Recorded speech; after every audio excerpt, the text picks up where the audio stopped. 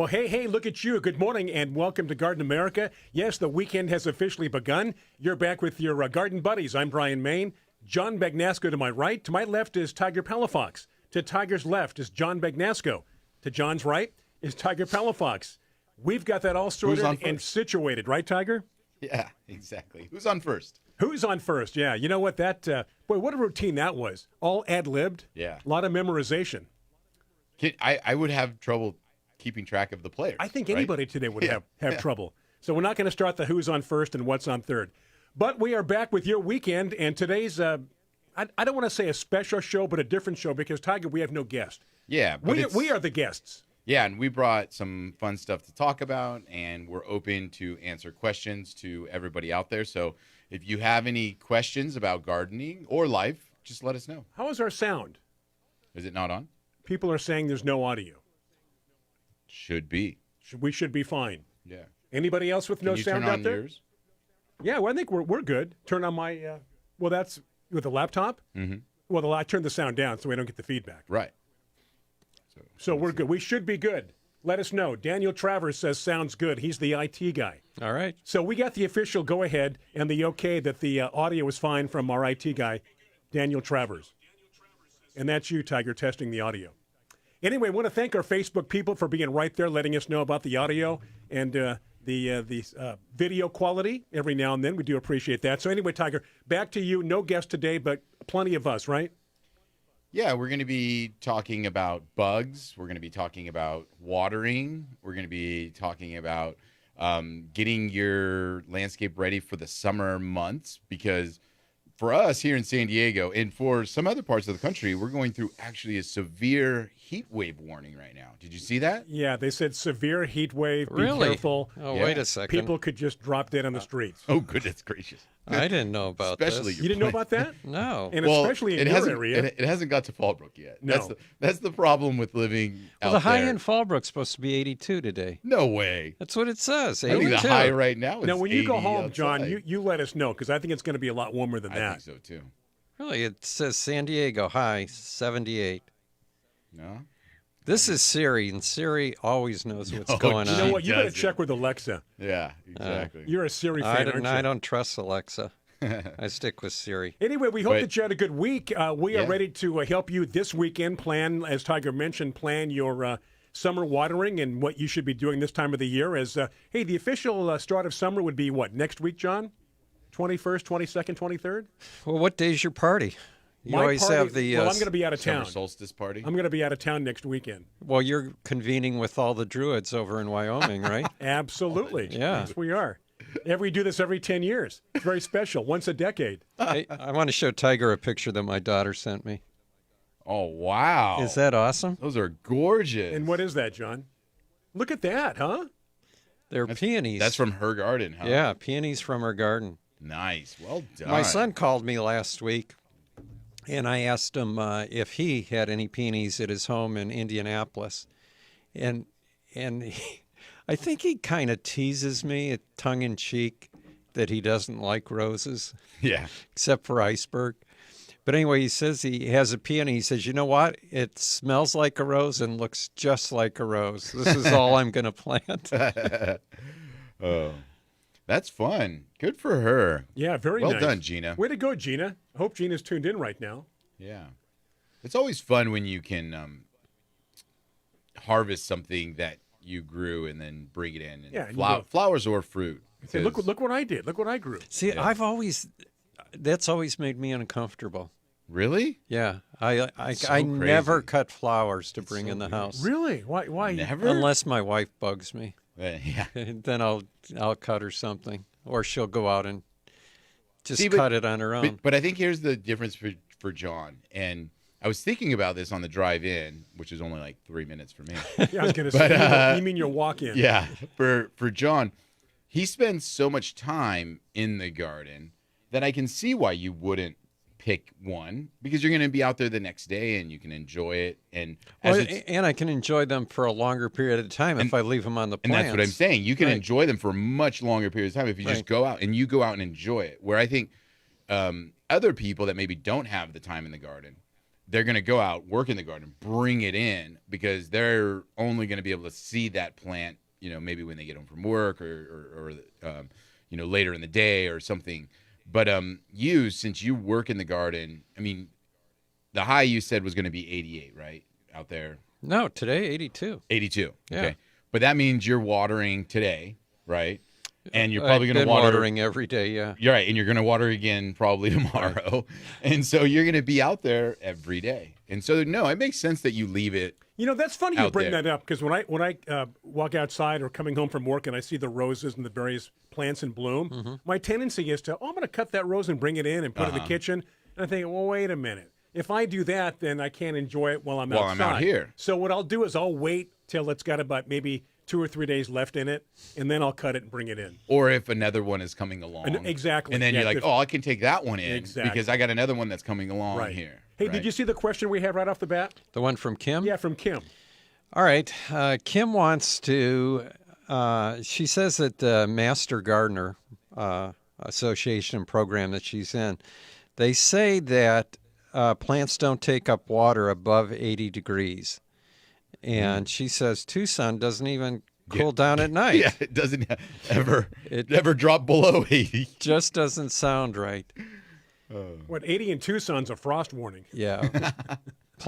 Plants do take up water, but there is a point, and it's probably a little bit above 80 degrees, where the evaporation or transpiration rate can't keep up with the water uptake. And the roots do shut down if the soil gets too hot. But I'm sure that the air temperature is not going to be 80 degrees. I mean, the soil temperature, the air temperature might, but not the soil. Well, I think that's the big thing, right, is there's a huge difference between air temperature and soil temperature. Right. Even if you people are like, well, the surface of the soil is very hot. You touch it, I can't walk on it. Yeah. Right. But you go 2 inches down. Yeah, just dig a shovel forward. It's cold. Right. And so I think that's maybe, and this is where people get in trouble with potted plants, because potted plants on a hot patio, that soil temperature can get very hot. Right. Because it's not in the ground, and especially if you put them in a black container. Black nursery it's container. And put them on a black weed mat. Yeah, those I don't potted know. plants I don't know what person would go crazy and do that. They're going to mirror more of the 1,500 environment plants. in the pots, because it's hot around it as opposed to the ground, is what you're saying. Yes. So I think plants in the ground, that would be very rare. You would have to live in a very hot, even hotter than Arizona environment for that to happen. But Kim could test that theory very easily, because all you got to do is put 2 potted plants out, right, and water one and don't water the other. And see what happens. And see what happens. There you go, Kim. The one you water will be alive. The one you don't water is going to be dead. Well, the one that you don't water, make sure it's a plant that you're not very fond of anyway. My wife asked me a question about a plant yesterday, and I said, do I ever throw away any plant? Because I can have a little tiny sprig of something, and I'll try to get it started and put it in the ground somewhere. And what led to this was, for a while, she got into this. I think she's kind of still doing it, where she will buy color pots from Home Depot or somewhere, and then drop them in to our front urns or something. Urns, right. So she's done this 3 times. And the ones from the first 2 times right now look better than the day she bought them, because as she threw them away or pulled them out because they didn't look bad, I cut them back, fertilized them, watered them, and they look great right now. And so I've done that with a lot of things. I have a Euryops, the one called Purfled. Do you know that one? No, I don't know that one. You mentioned Euryops the other day, and yeah, well, the Purfled one is, I think it might be almost extinct. Yeah, it was discovered by our friend Alice at Lockhouse Plants, Brian. Really? And it's variegated leaves, and the leaves are a little bit puckered. Purfled is a sewing term, which means puckered and. Wait, say that term again? Purfled. So yeah, they have an osteospermum, and they call them spoon, where the leaf is kind of shaped like a spoon. Is that similar to what this looks like? The osteospermum that look like a spoon, the petal Yes. looks like a spoon. Correct. Yeah, this isn't the petals, it's This the is the leaves. leaf? Okay. Yeah.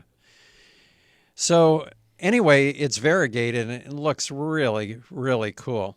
But I had one of the last ones in the world and gave it back to Alice, so she's going to maybe try to propagate them, get them back into circulation. We got to take a break. Do we have more of the story? But yeah, more right after the break. Look at that tease. John is so good at the tease because you're going to want to stay tuned in on Biz Talk Radio or Facebook Live to hear the rest of the story.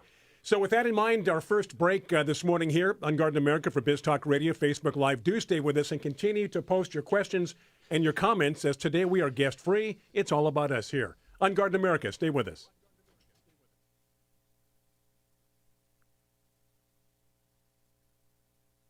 That's a good comment.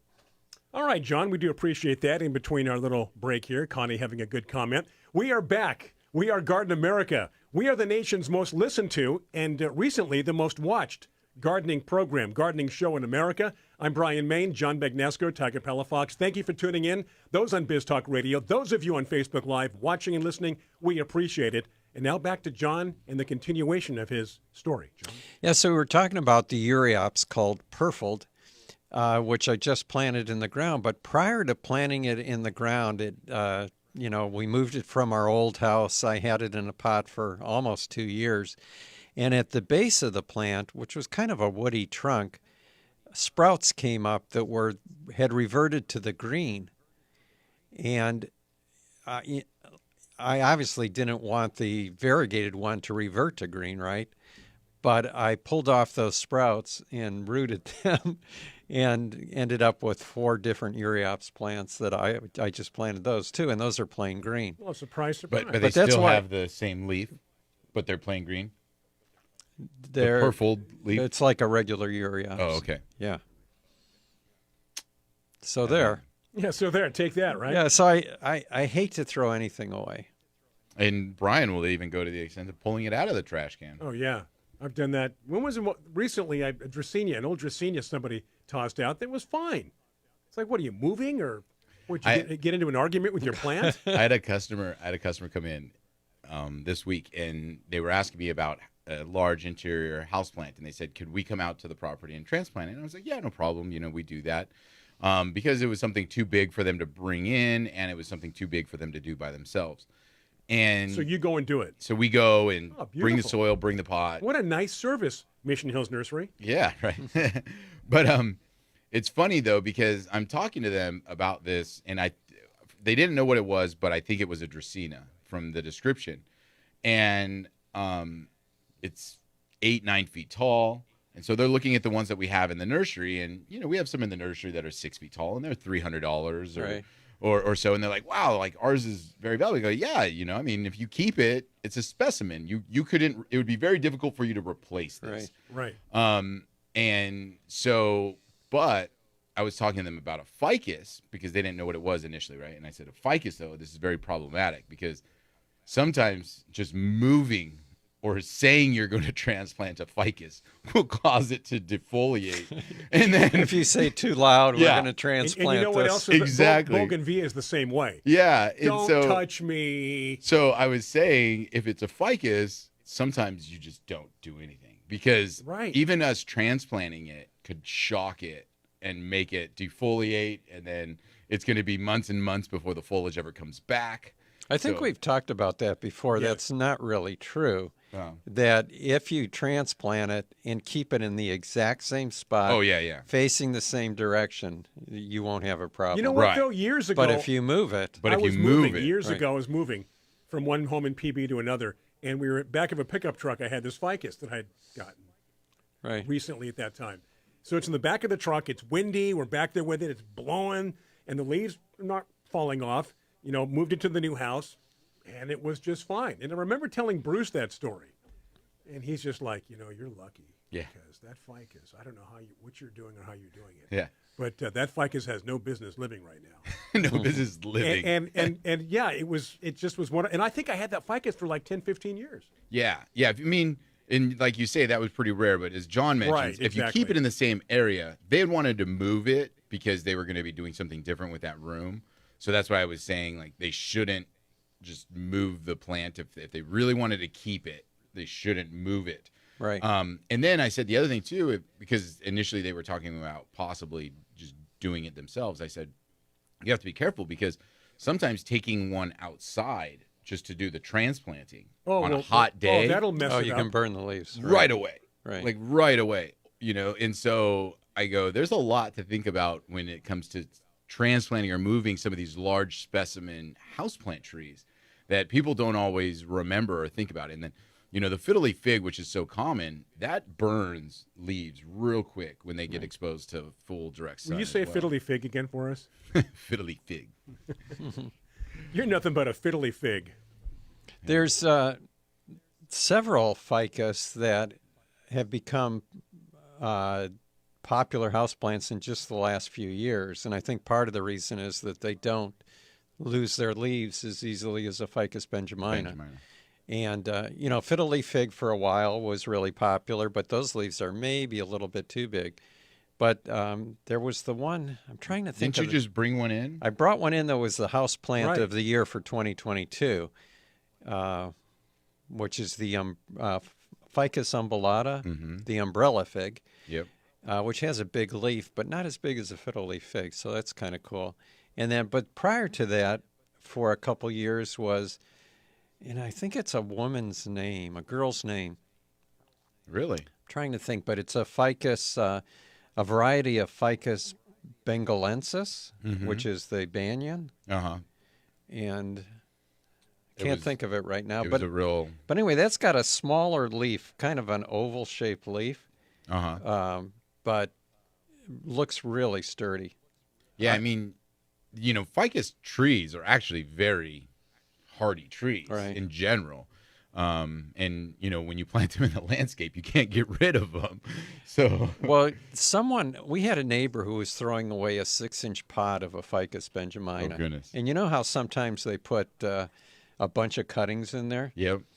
So they asked me if I wanted it, and of course in this one we lived on Pepper Tree, and of course I said yes, and I separated those because you can't plant them all together. So I ended up with 4 Ficus benjamina in 1-gallon cans, then 2-gallon cans, then 5-gallon cans, then 15-gallon cans, and eventually those free Ficus benjamina that I got cost me almost $2,000 when I had to have them removed. Oh, So, yeah, you've got to have somewhere to put it. Yeah. Connie makes an excellent comment. First of all, I can tell from her comment she's a much nicer person than me. But she says that she works and she always takes her flowers to enjoy them all day from her desk. Oh, that's nice. And everyone who doesn't have a garden gets to enjoy them too. That's good. yeah, That is good. that is good. Yeah. Yeah, and like I say, if you're going to work every day and you're there for 8 to 10 hours a day, Right. you don't have the time to enjoy it at home. So Because you're at work more than you're at home. so why not bring it to work with you? And you're sleeping more at home Yeah. anyway. Hey, I wanted to go back to something John mentioned about the color bowls. Since this is color bowl time of year, people are getting ready for the July 4th. People are getting their house ready. John mentioned cutting them back and then refertilizing them and restarting them. And we're Right. going to take a break. But when we get back from the break, I want to mention on some tips on that because a lot of people, they just throw them away Right, when right. they're done. And the problem is that they're normally done pretty quickly. So when we Okay. get back, we'll give some tips on bringing those color bowls back to life. And a lot of people tuned in on BizTalk Radio, of course, Facebook Live as well. So any questions, comments on Facebook Live, be sure to post them right there in the comments section. That said, as Tiger mentioned, we're going to take a break for our friends on BizTalk Radio. Welcome to Garden America. Thank you so much for supporting us and tuning in every weekend. Tiger Palafox, John Bagnasco, I'm Brian Main. Back after these messages for our good friends on BizTalk Radio.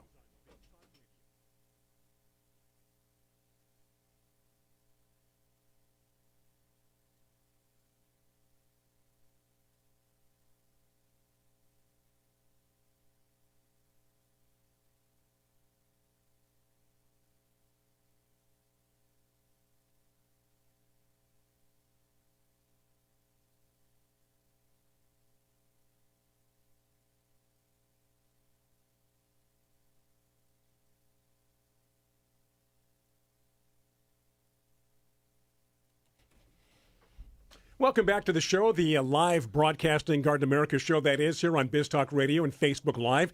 As we continue, no official guest today. It is us talking about whatever you want to talk about, getting ready for summer, watering, and things we should be doing and maybe not do this time of the year. Back to you, Tiger. Didn't mean to catch you off, but No. we have network commitments. Exactly, but and those are very important. Before the break, I was mentioning, it is color bowl or hanging basket season.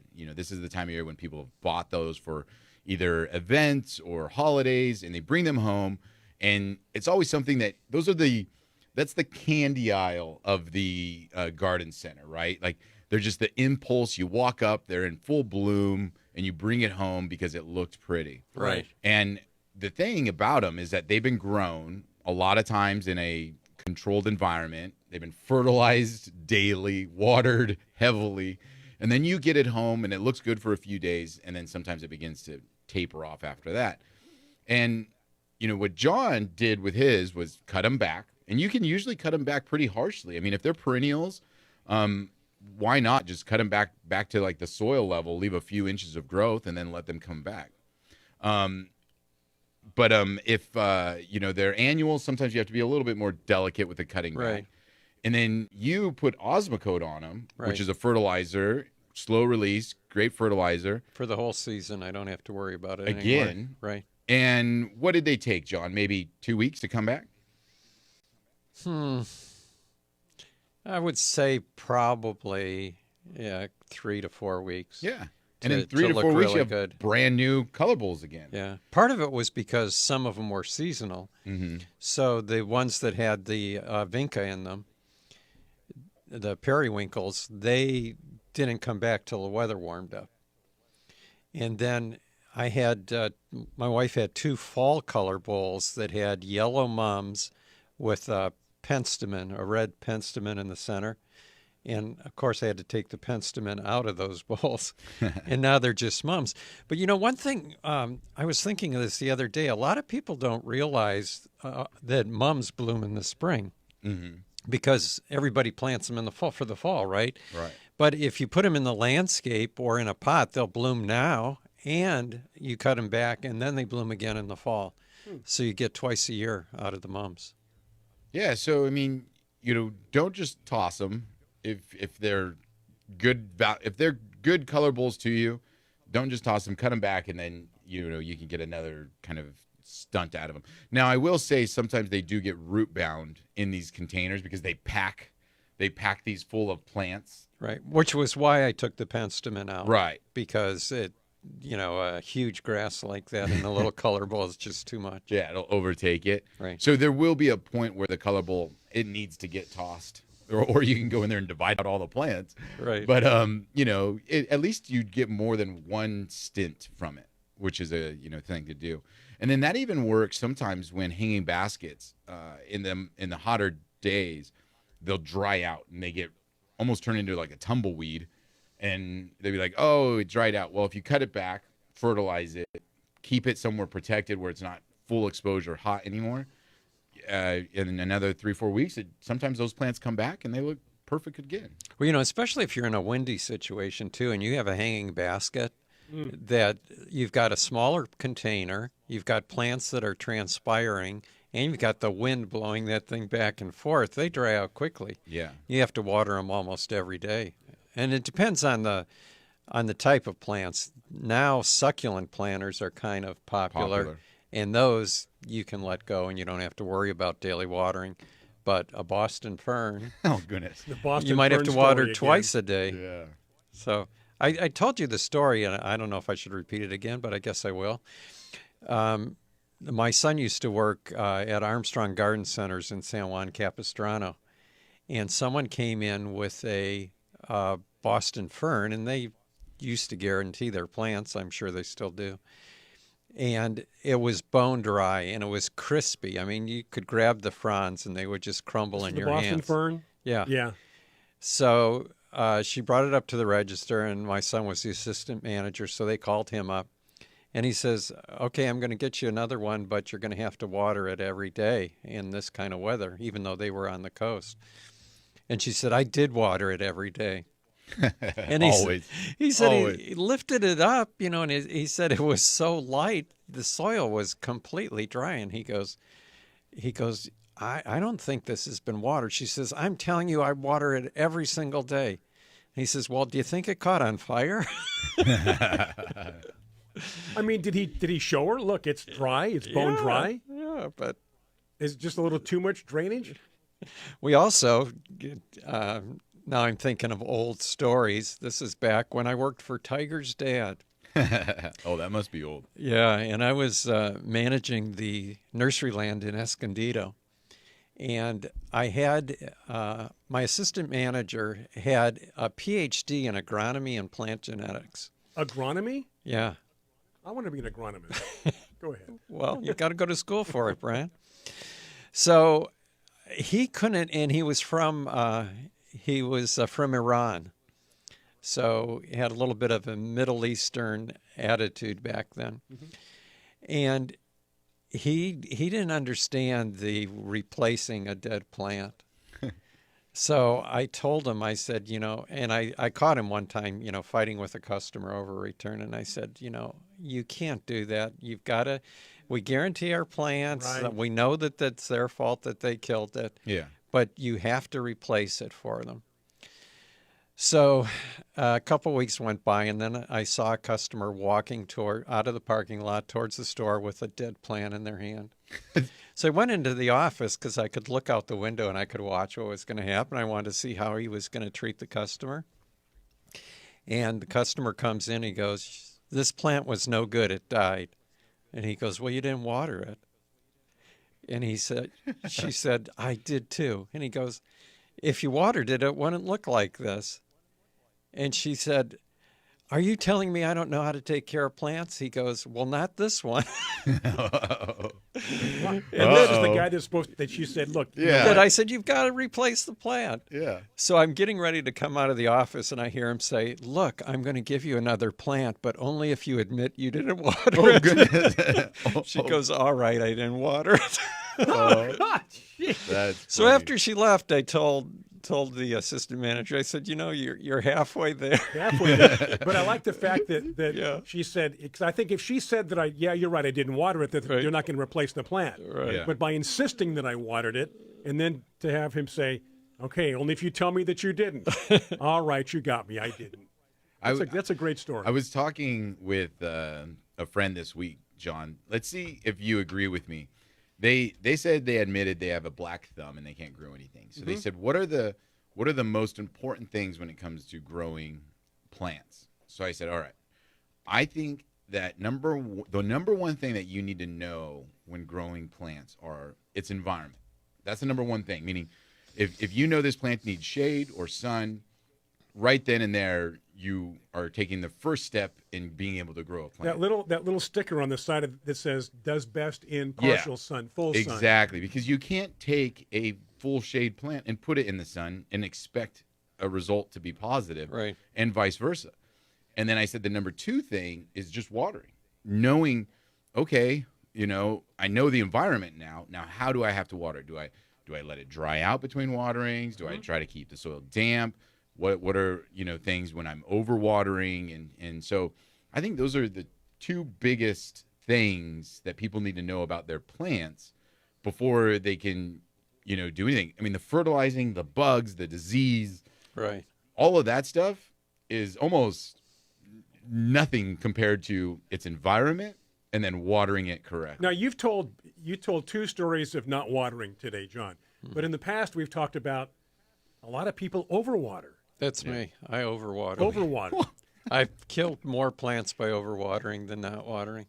Drowned him is what you do. You're a plant drowner. Yeah. Well, he feels drowning is an easier way to go than starving to death, right? Yeah, or being scorched. Yeah. Right? Make sure they have plenty of water. Are we caught up on the questions, the comments? I know Rick is here with us, recovering from. He's on the way to the COVID. Indy 500. Wow. I talked to two friends who had COVID this last week. Mm-hmm. Oh yeah. Yeah, people doing well. here at the building. It's like they're out with the flu for a couple of days and they're back. Right. Yeah, it's no big deal. Yeah. Joel yeah, had that's COVID. right.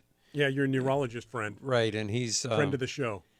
I sent him an email and asked how he was doing. I said, "Are you off the respirator yet?" But he wasn't. He said it was just like a bad cold. Yeah. Hey, we're going to take a break. It is time to take a commercial break for our friends and our supporters, sponsors on Biz Talk Radio. Those on Facebook Live, again, questions, comments there in the comment area. What's on your mind heading into summer? Anything happening positive or negatively in your garden, let us know. We will help you out. So that said, I'm Brian Main, John Bagnasco, Tiger Palafox, taking this break. On the other side, we are back with you on Garden America.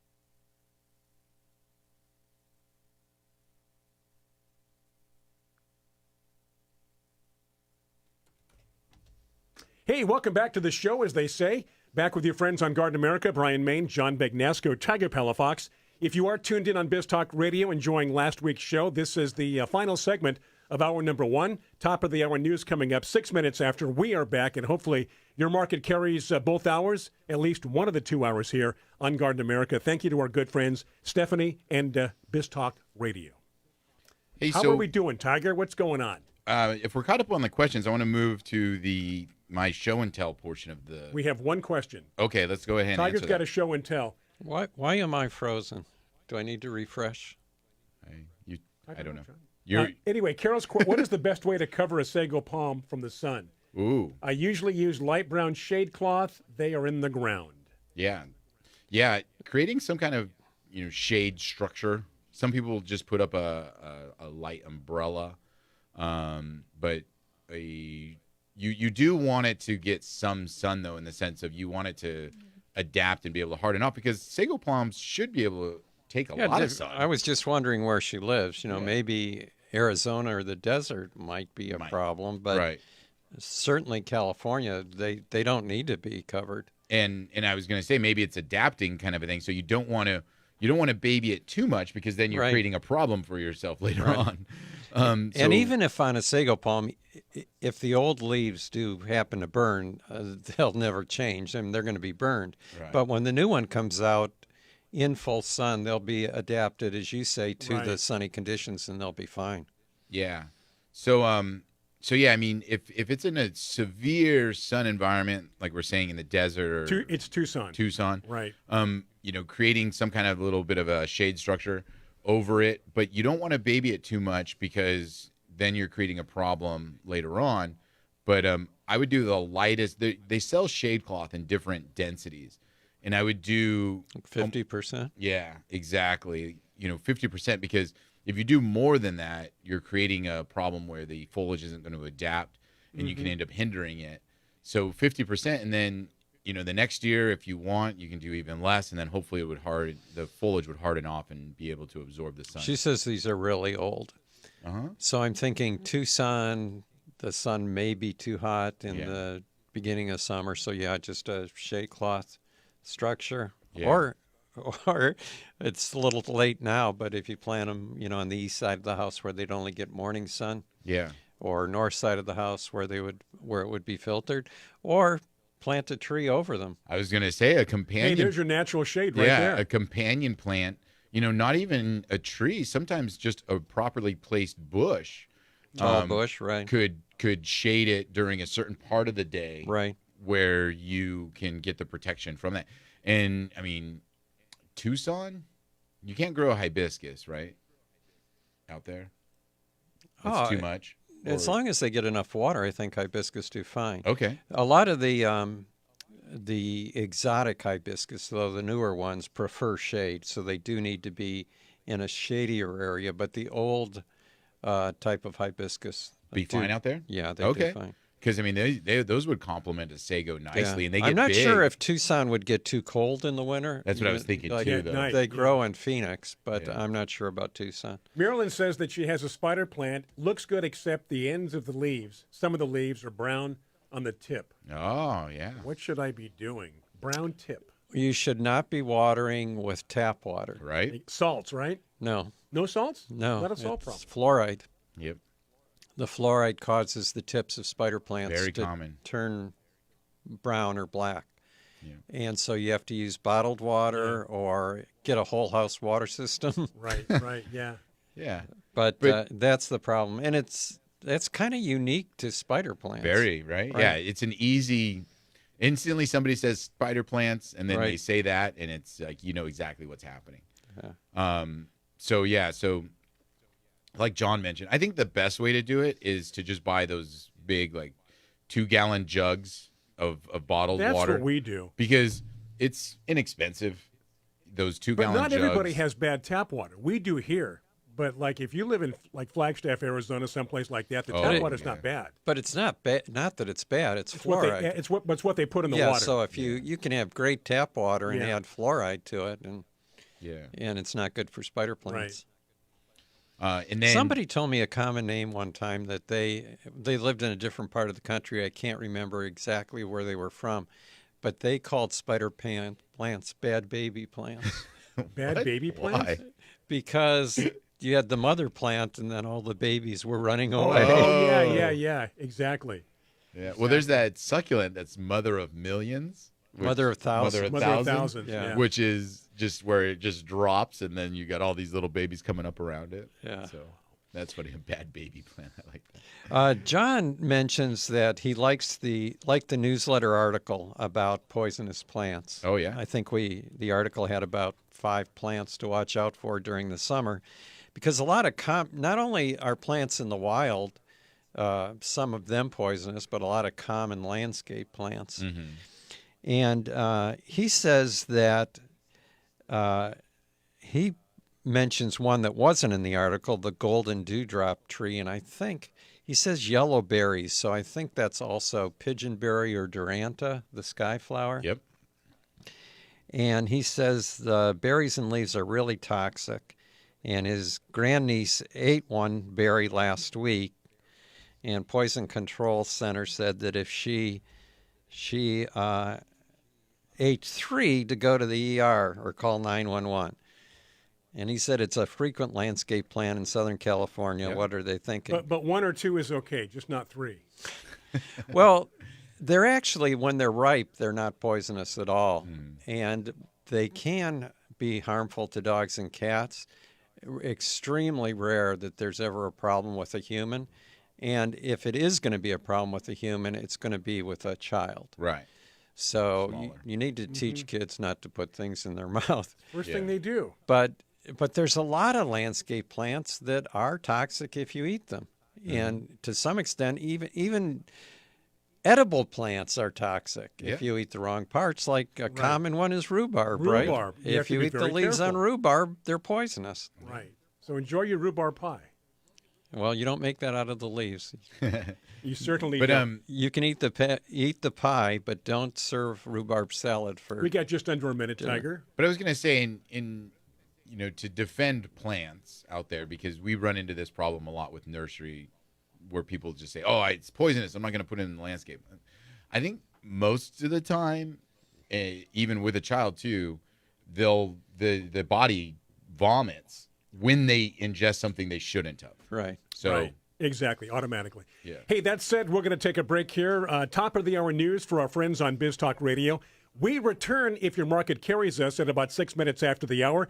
To those people, we say good afternoon to you. The rest of us on Facebook, we're going to keep on cruising right along here on our weekend, Saturday morning in some areas, Saturday afternoon in others. Thank you for tuning in. We are back after news coming up on Biz Talk Radio, quicker on Facebook Live. Stay with us. This is Garden America.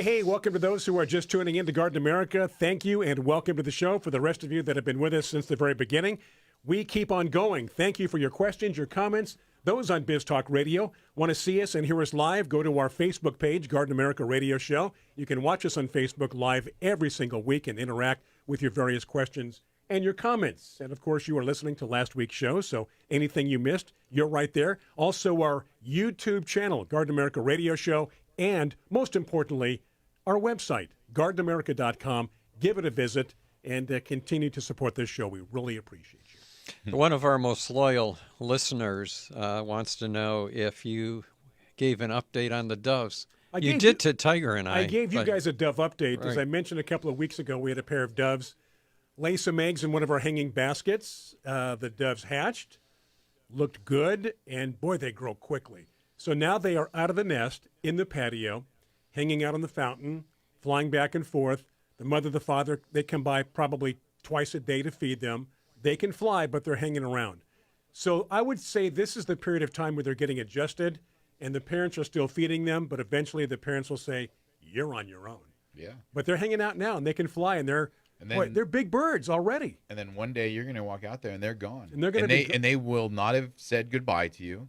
Or thank us. They will not have thanked you, and they're just going to be off on their own. But I went yesterday. I took a walk outside because both the parents were there hanging out on the wall, and the kids were playing around on another part of the wall. Yeah, playing in the pool. They're not bothered by us whatsoever. Yeah. So You're welcome to. I said you're welcome to stay, but you're going to have to clean up after yourself. Yeah. Right. Did Dana explain to you that your first idea with them was not going to work because you thought you'd be able to make dove bars out of them? You cannot do that. We're still discussing that. We haven't given up on that, John. There's no doves in dove bars. Yeah. Dove bars? Well, how about soap? I guess not. I don't think I'd make soap either. So that's the update on the doves. They're still there hanging out. The kids are probably, I don't know, in not quite in their teenage years yet in terms of bird years, but they're hanging around, and they'll be there probably for another, I'd say maybe inside of a week. All right. So there's your dove update. Since John brought up the article in the newsletter about poisonous plants, the quote of the week kind of went along with the poisonous plants. And we thought we would wait until this part of the show to do the quote of the week because some people, they tune in early and then they tune out later. Well, I thought because it was such a long quote that you didn't want to do it. Actually, we can devote an entire segment to the quote, John. All right. Well, this quote is from Charles Schultz. From Santa Rosa, California. The Peanuts. Creator of Peanuts. Right. And the quote is, "If I stand here, I can see the little red-haired girl when she comes out of her house. Of course, if she sees me peeking around this tree, she'll think I'm the dumbest person in the world. But if I don't peek around the tree, I'll never see her, which means I probably am the dumbest person in the world, which explains why I'm standing in a batch of poison oak." Now, let's clear that up. Is that a Charles Schultz quote or a Charlie Brown quote? Because Charlie Brown was in love with the little redhead girl. It's Charlie Brown. Through Schultz. Right. Schultz wrote all his lines for him. Yep, absolutely. The little redhead girl. But poison oak was one of the plants in the article, so that's why I brought that up. And poison oak is, if you're allergic to poison oak, you can get it so easily. You can get it from touching somebody who has poison oak. Yeah. Now, poison oak, poison ivy. Lesser of the two evils, both bad. Well, we rarely see poison ivy in Southern California. Correct. I don't know. Have you ever seen it, Tiger? Is that like Midwest back east? It's like poison oak, though. The same thing. Leaves of 3, let it be. Don't touch it. Right. But usually, if you're not allergic to poison ivy, you won't be allergic to poison oak, and vice versa. Right. Leaves of 3, let it be. That's right. Never going to hear that song the same again. Thinking about Leaves of 3, poison go. ivy, poison oak. But also, people who are allergic to poison oak, we don't have as much of a trouble here in Southern California, but in other parts of the country where they burn a lot of their green waste, if you put toxic? Well, if you put poison oak or poison ivy in a fire and then inhale it, just the smoke, you get that into your lungs. That's really serious. Not nice plants, are they? No, they're not. Wicked plants. Wicked plant. And what's that place that's entirely made up of plants like that? Poison plant garden. Poison plant garden or something somewhere where That was at the Duchess of and every Umberland. single plant in there is a poison plant. Well, or, on her property, she has a garden that you have to walk through a gate, an iron gate, and there's a skull and crossbones on the front of the gate. And you go in there, and everything in there is poisonous. Yeah. Jose says that poison ivy is found in Hamul. I found it removing a tree. Really? So now Hamul, for those of you that are not familiar, East County, San Diego. is with San Diego is East County, way up toward the mountains. Yeah. I mean, that's what it is, right? It usually is not found in our kind of chaparral lands. You know, that's normally where you would find poison oak. Poison ivy is more found in like a denser forest situation, a little bit more water, a little bit more shade, canopy, things like that. I would think that Hamul would be a good area for poison oak. Oh, it would be. Yeah. Yeah, there's definitely poison oak The way there, you can tell the but- difference is they both have 3 leaves, right? Right. But poison ivy leaves are pointed, and poison oak leaves are rounded, scalloped like an oak leaf. Yeah, lobed. Yeah. Lobed, right. Yeah. Well, thank Anyway, you, you don't for want that. you don't want to touch either one. No. Yeah, exactly. 3 leaves, let it be. Yep. Are we caught up? I think we're caught up because we have to get to your show and tell, don't we, Tiger? Yeah, I was going to say, I mean, if we're caught up, then I'll We are bring- caught up, and you brought something. Well, Lila did want to Very mention interesting. that she has a wreath by her front door that has a finch nest with 5 Wow. eggs. Yeah, we had finches a few years ago, but it's in her wreath. Yeah. Well, good luck with that. Have Well, you fun have with them that. in your hanging baskets. I mean, why wouldn't they go in a wreath? I mean, yeah, of course it could. I just picture her. Yeah, but the hanging basket was. You would think if it was on a Perfect. door that you used a lot, though, that they would be bothered Right. by the door opening and closing all the time. Now, I actually got on a little step stool to look in to the hanging plant to see. They didn't do anything. They just set up shop. Yeah. No twigs, no plant material. They just set up shop right there.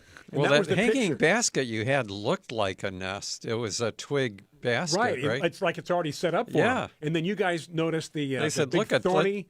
There was a big like a thorny Yeah, it was crown of thorns or something. type vine thing Euphorbia coming in out of there. Yeah. They thought, here's an Airbnb ready to go. It's all ready to go. Yeah. Exactly. I wonder if they'll be back next year. They're more than welcome.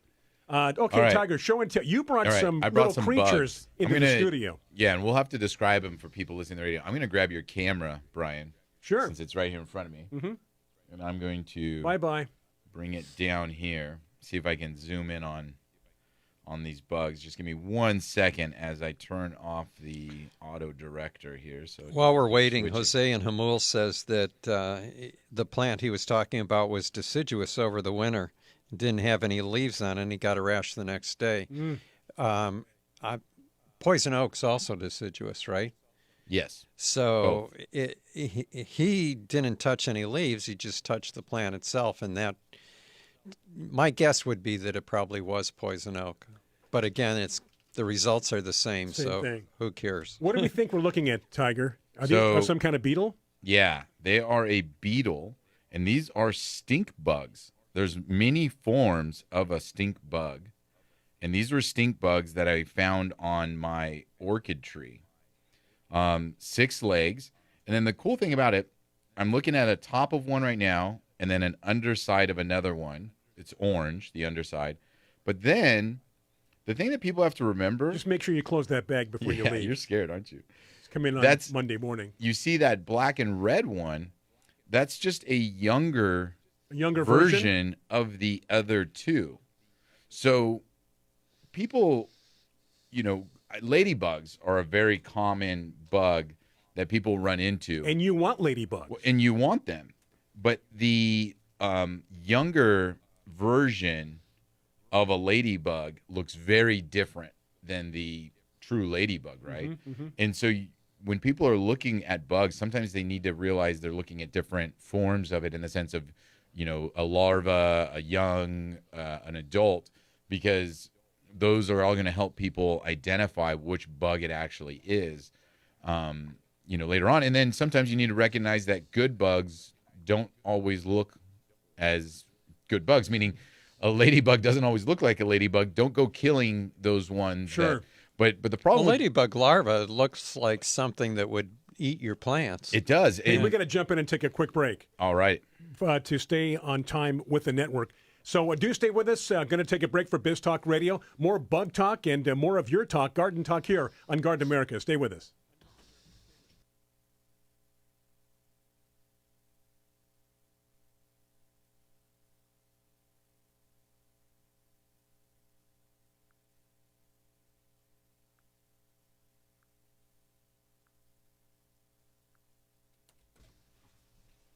Welcoming, I should say, those on Biz Talk Radio, those on Facebook Live, listeners and viewers come and go. We appreciate you being right there.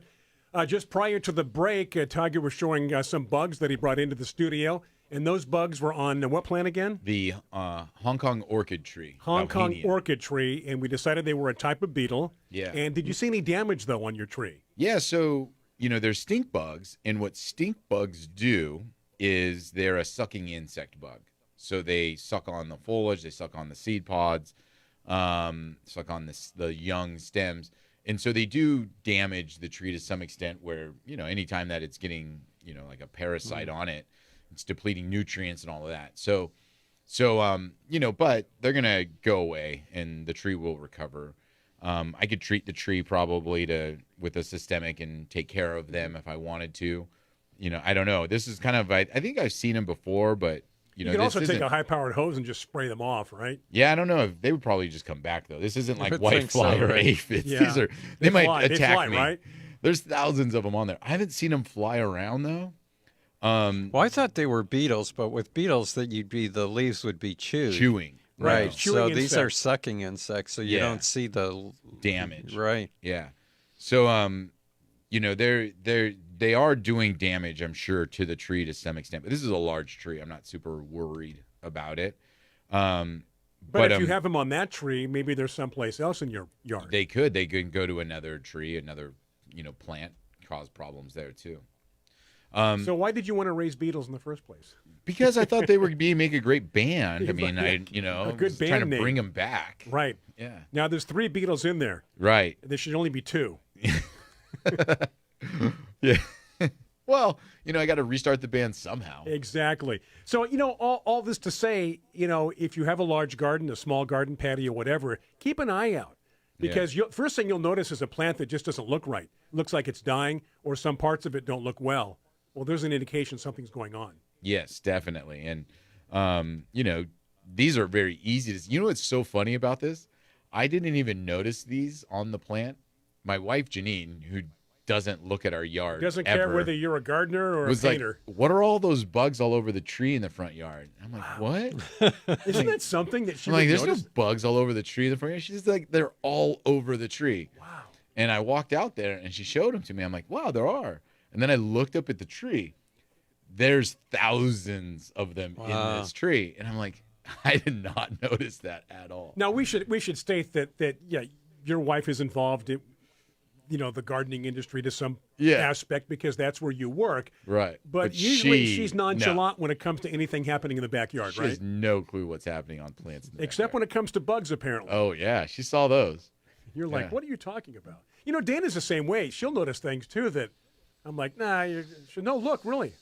Oh, you're right. Yeah. You're right. Yeah, we do have that problem, don't we? Leave it to women, right? Yeah, exactly. Point all the things. Mm-hmm. But Hey, Patty wants to know if since you're talking about Hong Kong orchid trees, if they should be pruned. in general or right now? What do we? I think she means in general. Maybe mean, to shape. Yeah, I was gonna say to shape. Right. They kind of, because they're deciduous, they kind of do a good job of keeping themselves laced, so to speak. The inner growth doesn't get too dense. But to shape is important. I Yeah, think. you could pull out crossing branches in the center of the plant, maybe. And Yeah, but for the most part, How tall is yours? right now it's probably about 20 feet tall. Wow. Yeah. You said yours was a Hong Kong orchid tree, Right. and those have to be grafted, right? Yes. So what's the difference between a Hong Kong orchid tree and just the regular orchid tree? Well, there's a few different varieties of the regular orchid Yeah, tree, but right? just the regular purple one. The regular purple one. The flower is a Larger little bit different, flowers, right? yeah. Yeah. Yeah, So, larger and more. But when they're blooming, the whole tree's covered. absolutely Couldn't be gorgeous. any nicer. And the reason why they call it an orchid tree, I think, is because the flower looks like a phalaenopsis orchid, Right. a moth orchid, for those that know it by that name. It's pink and white. And the reason why I said, there's different ones is there's the Hong Kong, there's is it purpurea? Right. The Blakeiana purpurea. Right. And then there's a white. I don't know the botanical I think name Hong on that Kong one. is Bauhinia blakeiana, Okay. and the regular one is Bauhinia purpurea. Okay. I think. And then there's a white one, a white flowering one. We just throw Alba on the end of it. Yeah, exactly. And then there are some small variations in there as well on those, but I think those are the There's big different three. species. There's the orange one, right? That's a bush, Galpinii. Galpinii. Yeah. Yeah. A lot Yeah. of different ones. Yeah, so there's some fun orchid trees. And then the leaf is neat too because it's different. It's a lobed leaf. Bilobed. Bilobed leaf. Right. Yeah, as well. Bilobe? Yeah. The one thing I don't like though about the seed pods though. I don't like them. Brian thought they looked like giant beans. They look They like do. beans. I mean, they Yeah, do right. look like giant It is a beans. bean. That's what I Yeah. thought it was. Right, yeah. But he thought they were on my bean plants. Rick in Idaho says that he hasn't seen a monarch butterfly since he moved to Idaho. Oh, really? Yeah, which is, to me, is kind of odd because the state insect of Idaho is the monarch butterfly. Really? Yeah, Really? yeah. It's one of the 11 western states that is important to the monarch population. You know what's funny now? Occasionally when I see like bug splatter on my windshield, I get excited. It's like, hey, there's bug splatter. Yeah. It's like the old days. In the old days, your entire windshield was covered. There was an article just this week about the monarch population actually recovering, and they're starting to see improvement in some of the populations around. What do they attribute that to? Any reason? No, I they think didn't all know the yet. butterfly plants that Mission everybody Hills buys. Nursery Yeah, sells. Exactly. I was going to say, Rick, just get some Asclepias. I'm sure you'll get some. Yeah, that's To really attract important 'em. Yeah. that they have a food source. Yeah. So if you want to attract them to your yard, Rick, plant some milkweed, Asclepias. And I've got them all over, monarch all over my yard, and now I have Oh, do you? Asclepias all over my yard because it reseeds. Yeah. It reseeds so easily. It's invasive. Yeah, it can be. But so Asclepias is a great plant to plant if you're trying to attract. Obviously, you need to plant it if you're trying to attract monarchs. Up there in Idaho, though, I wonder what kind of species of Asclepias would be the best one to grow.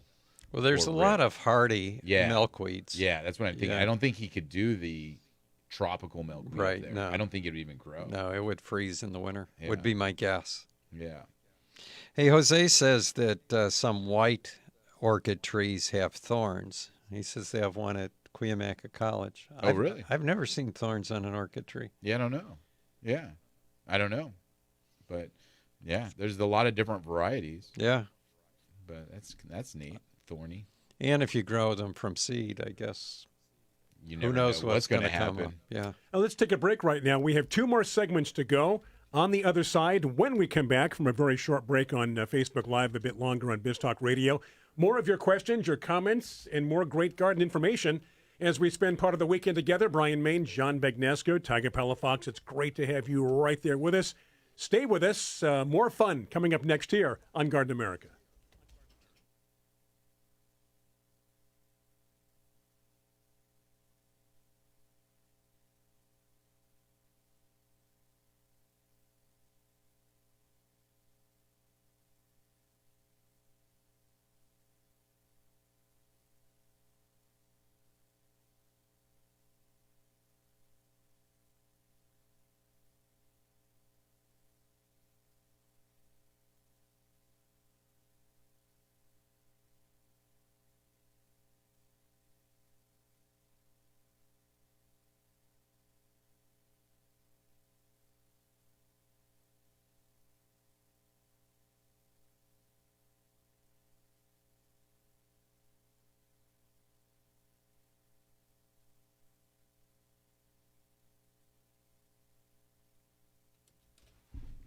All right, as promised, We have returned back with your garden buddies here on Garden America, Brian Main, John Bagnasco, Tiger Palafox. Having a good time. It's always great to spend part of our weekend with you. It's a lot of fun to be here in the studio, so thank you for supporting us on Biz Talk Radio, and, of course, those of you watching and listening on Facebook Live. Who just mentioned the thorny white? That was Jose. orchid? That was Jose. He said that, and we checked it during the break, it was Bauhinia aculeata, Aculeata. which is called the thorny white orchid tree. That's cool. And if any place would See, have we it, learned something it would be today. at Cuyamaca Garden. That's a beautiful, cool garden. Lots of And I neat think stuff. Jose is going to be our guest in a couple of weeks here on the show. Yeah. But yeah, so what else were we talking about? Talking about the secretion, talking about... Oh yeah, I opened up the bag. It doesn't stink. So, Interesting. But yeah. but there is secretion. Yeah, there is secretion from these bugs. I've seen them secrete stuff. That'd be a great name for a metal band. Secretion. Live in concert. Secretion. But it doesn't stink. John seems to think you have to smash them to make them stink, and I'm not willing to take that step. You know what? John's a frog licker from way back. A fraud liquor? You know how there's a type of frog? Maybe John Oh, knows what frog it is. Oh, I'm sorry, liquor. frog, yeah. Yeah, they Where said fraud. It gives you kind of a hallucinogenic feeling. Oh yeah. There's the poison dart frog or Right. whatever. Yeah, exactly. You're nothing but a frog licker. Oh Yeah, goodness. Brian was right. It said stink bugs get their name from the unpleasant odor they produce when they're threatened. Yeah. To keep think predators it's not away. too Yeah, scientists think this odor helps protect the bugs against predators. I'd give it to John to smell, but Have you can't guys smell. I recently can't seen smell. a potato bug? Yeah. These big? No. No, these are huge. John, look it up. Potato bug. Yeah, look up potato bug. When I was a kid, I was at my father's place of business, and they had a tile floor, and this bug was crawling across. It scared the heck out of me. And they look mean. They're pretty big. And somebody said, "I won't hurt you. It's a potato bug." Do you have any images for potato bugs? Are you sure it wasn't one of those? They're green? striped. Does it look pretty big? No. What color was it? Yellowish stripe. Yeah. You're not thinking of Jerusalem crickets, are you? Oh, those I don't, things are savage. I don't think so. Jerusalem crickets are about that big. Yeah. But that doesn't look like They're kind of menacing and yellowish. threatening. That Yes. doesn't. It looks like a giant ant.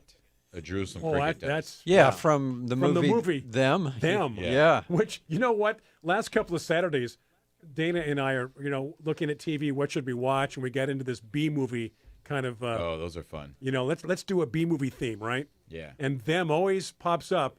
She's like, nah, not this week. Yeah. I go, yeah, but it's got James Whitmore in it, or Stuart Whitman, and James Arnaz, and it's like 1951. Do you know the Yeah. story?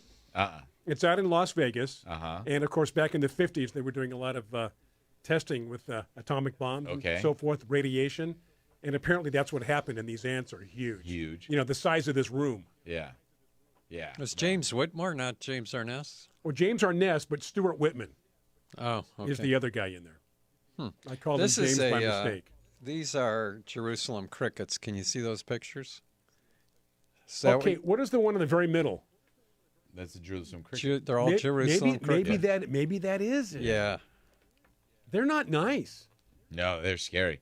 And But they don't hurt anything. no. No, they just. They- But when you're 3 years old, And- you're running for the under the covers. And they're a grub, correct, John? Don't they come from grubs? Aren't they one of the? Don't they come out of the soil? The Yes. Jerusalem cricket. They're grubby insects. Yeah, like they come Yeah. out of. So how many inches? What are we talking here? Oh, A good maybe 2 inches, inch and a half, maybe long. Yeah. Yeah. Yeah, like I said, when you're 3 years old, you don't want to, No, they're creepy looking. Those are the grubs. Yeah, The big white. The big Maybe that's white. why they call them potato bugs. maybe Because of the they chew the grubs in the soil. in the soil. Sure. So potatoes are in the soil, grubs are in the soil. Yeah, a lot of beetles are grubs. So again, we talked about larvae, adult, young adult bugs. A lot of beetles come from a grub. So the grubs are very damaging because the young adult, the grub larvae form, eats roots of plants, and so that'll cause a lot of damage, and especially in gardens, or especially in root vegetables where you're dealing with carrots or potatoes or or roots for different plants that are producing vegetables, they'll damage those plants really Skunks heavily. like grubs. Yeah, and they eat. That's a lot of people say, "Oh, well, skunks are digging up my yard." They're looking well, for they're grubs. going for grubs. Same for raccoons. Same for possums. No, not possums. Possums don't eat grubs. Are they grub eaters? I don't think so. For some reason, I thought I remember hearing possums are vegetarians. No, raccoons and skunks. Are grub eaters. Right. Yeah. Raccoons will eat anything. Oh, yeah. Anything. You know, Brian, you're on fire today. As far as my knowledge, Yeah. Please continue. Wikipedia. Jerusalem crickets, and then in parentheses, or potato bugs. Oh, There you go. there you go. I surprise myself sometimes. I didn't quite complete my class on entomology, but enough. But the problem, I think, the biggest problem with grub insects, or because there's a lot of beetles, like I say, that come from grubs, is the control for grubs. It's difficult. It's a lot of chemicals. So you have to put a lot of chemicals in the soil, and a lot of those chemicals can't be used in edible gardens. So the best way to control them would be to have animals that naturally eat grubs them. to begin with. That would be Yeah. the natural way to control it. Well, And or then there's- beneficial nematodes. And then there's the nematodes as well. But usually the problem with that is by the time you have the problem, you get the nematodes, you put them in the soil, they're not going to really take effect until maybe late season, because it takes a little bit of time for those nematodes to work on grubs. Hey, John's got an interesting little something to read to you. Uh-oh. Were you looking at the same thing I was? John's computer's off. No. Oh, well, this is from Jose, who's provided a lot of information for us today. I am a certified arborist and an instructor at Cuyamaca College. I worked there with Tiger's dad when he worked there. Oh, yeah. I'll be ready when you call me to participate. All right. So Yeah. there's a All connection right, there, Tiger. Jose. Yeah, Jose. Jose, thank you, buddy. You never know who's going to be dialed in today. Well, Jimmy says, Them, one of my favorite old horror movies. It plays on Turner regularly. Oh, goodness. And it's a good, it's a B movie, but it's done well, especially when you Attack see of the old Killer actors who became Tomatoes. A-list celebrities. Well, that's why I like watching Murder, She Wrote, because you got all the old actors on there and the waning years of their careers. They're waning. It's like Perry Mason. Yeah. Every night, we see these older actors, and you go, oh, yeah, I remember seeing them over the years.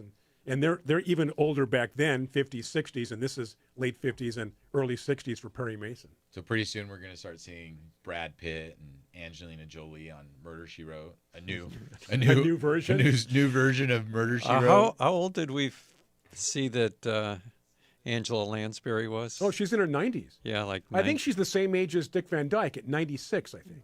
yeah, because we were talking about maybe they should date. Yeah. Oh, Tiger just spit up his coffee. No, Dick Van Dyke is married to a woman in her mid-40s. Really? Mm-hmm. Good for him. Attaboy. Attaboy, Dick. Yeah, 96 years old. I think TMZ about a year ago caught him came up with him, caught up with him in the parking lot of a Ralph's, and he's putting his groceries in the back of his car like he's 40 years old. That's awesome. He's 96. For a guy that would always trip over an ottoman. Yeah, you think, right? Yeah. You wouldn't think, You wouldn't think he would long. last that long. Veronica says that she likes Rosemary in Time. I think she's a Simon and Garfunkel fan. Rosemary in Time, I liked better than Murder, She Wrote, but they nowhere near as long run. Murder, She Wrote has got, I think, 5 or 6 seasons, and within each season, it's like 30 shows. Yeah, back then there was a lot more Right. shows per season. And Rosemary in Time, I think, was only 2 or 3 seasons, maybe 3 seasons without as many in between. But I really liked it. It was, I think it was kind of corny, but, Well, when you they look back grow on you. when you look back at shows now, old shows, some hold up, some are a little corny. Well, I don't think Rosemary in Time is that old. Maybe like 10 years, 15 years, Oh, are you guys, something like I that. thought we were talking about plants. Yeah, Tiger's going to get us back on track again. You've never watched No. Rosemary in Time? And that is our movie segment here on Garden America. Do you get BritBox? No. Oh. Well, anybody that is out there, you've got to watch, let's say, 3 of the shows, because the first one's so corny.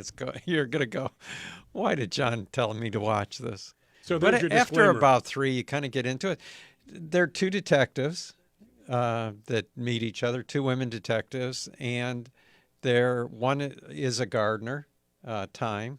I forget her first name. And Rosemary, which is the other person's first name, worked in a horticulture. She was a horticulture gotta go teacher to a at a break. college. Stay with us. We're going to be back with John's story. It's always interrupting John, isn't it? Yeah.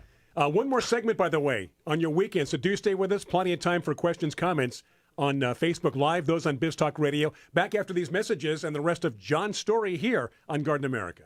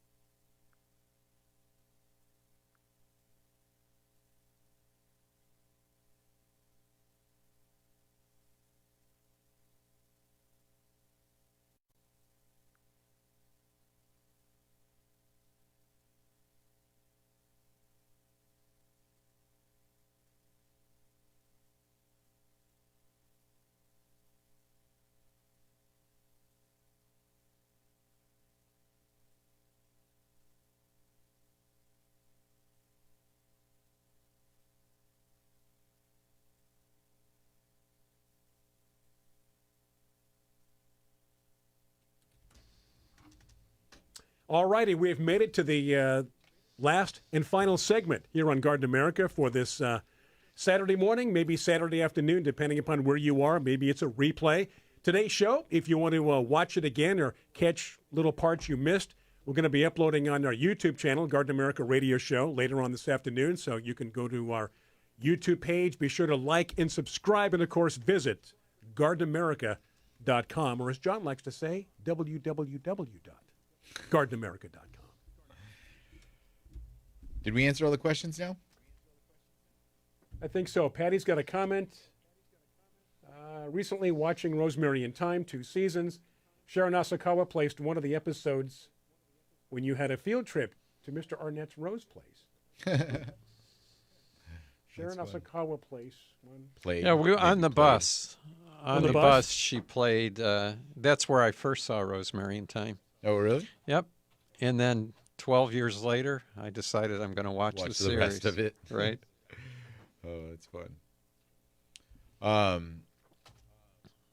Yeah.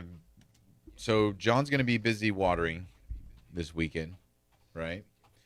Because it's going to be hot and you're going to be watering every day. It's only going to be 82, though. It's not going to be as hot as you said. Oh, I we'll spent see. all day yesterday watering, so Will you admit if it is, though? Will you come back and... We should mention, we're off next week Yes. because I'm going to be out of town. Also off the following week, Tiger has personal business. And then we're back. So a 2-week hiatus, which is a great reason to go back and go to our YouTube page and watch previous shows. Garden America Radio Show. Yeah, and then you and I will be back the July 4th weekend. Right. What is July 4th on a Monday? Yes, but it is the July 4th weekend that we return. Yeah. It'll be you and me and maybe somebody else. We'll have fireworks in here. Oh, it's going to be great. Yeah, it's right? going to be great. So, again, we're going to be off for the next 2 weeks, so plenty of Garden America episodes and shows to watch by going to our YouTube channel, Garden America Radio Show. And, of course, you can watch them back right here on our Facebook page. Yeah, and, great opportunity to join the newsletter or ask questions. Even though we will not be on air, please ask questions via our Facebook. You can send us a message, upload a photo, see what's going on if you have any problems, or if you just want to share something really exciting. Right now is the time of year, too, when a lot of our viewers and listeners are actually harvesting things, whether it be flowers or fruit or anything. And so share your success with us as well. We'd love to see that. John always loves to post those into the newsletter as well. And our IT guy, Daniel, has posted a link to our website.